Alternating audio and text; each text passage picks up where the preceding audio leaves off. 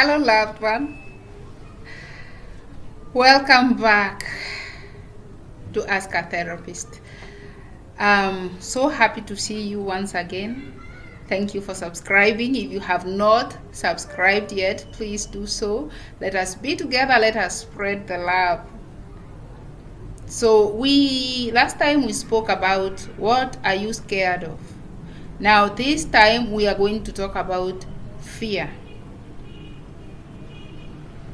What does fear do to my body? That is the question.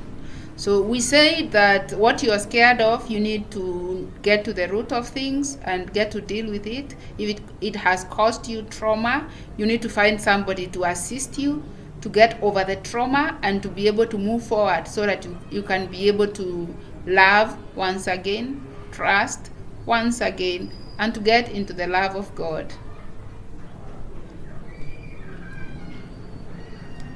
So the first thing I'll tell you is that fear is not your friend. I know you've heard a lot of theories about how fear is good for motivation, how fear is good for public speaking, that if you are afraid, then you know you are going to be productive and that things are going to go well. I'm here to tell you the truth. Fear is not your friend. Fear is your enemy. Fear is something that you have to make sure you are not suffering from, because perfect love drives out fear.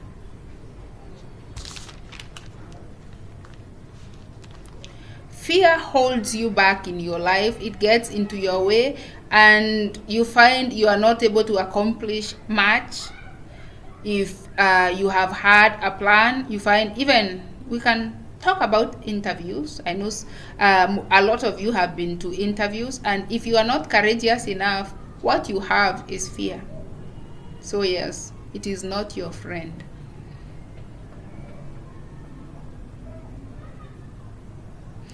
So apart from theories, let us look at what happens to you as a whole when you are in fear or when you are operating in fear. So we'll look at 4 things. What happens to you physically?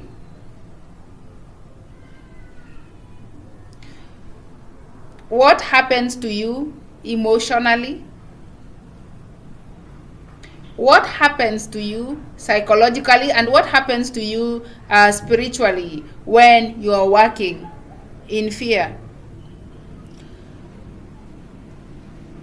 So physically, stress hormones like cortisol and adrenaline are released when your body senses fear. As we spoke before, your body acts on what you've been feeding it, either spiritually or in the soul. So once you are afraid in the mind, that is in the soul, then your body senses it and reacts.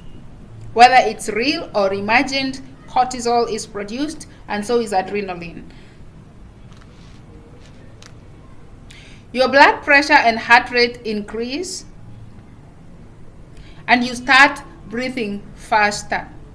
This happens in readiness because now the blood in your heart starts pumping away from your heart and to get into the limbs. As I said, this happens as a reaction or as a way to cope, which makes you ready for 3 things. That is fight, freeze, or flight mode. I know we've heard about it. When you are in intense fear and these hormones are released, it is to prepare you to do either of the 3. Then we go to emotionally, what fear does to your emotions. It is all in relation as well to fight, freeze, or fight. Okay. Fight, freeze, or flight.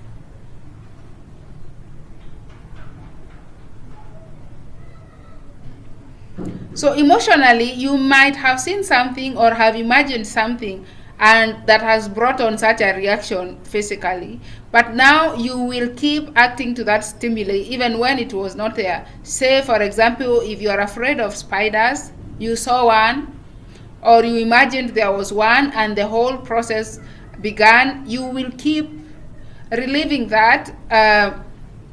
When you get to your day-to-day activities, you might find yourself jumping for no reason, thinking maybe that was another spider, and then going, oops, false alarm.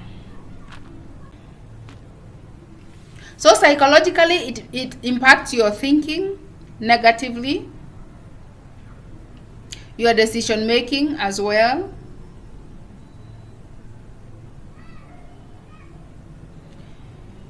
Leaving you prey to intense emotions and impulsive reactions.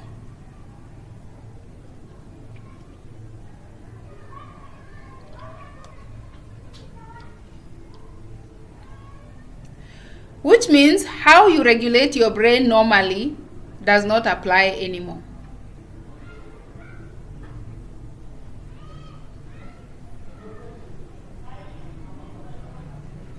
So it's like your brain processes get fried in a way whereby there are things you do normally, or there are ways you react, but now when you are in intense fear, what you do mostly is irrational. How you do it is in an impromptu manner, whereby you find you do random things that you might not have otherwise done. So spiritually, when you are in fear, you cease to be effective. So we see in 2 Timothy chapter 1, verse 7, that for God has not given us a spirit of fear, but of power,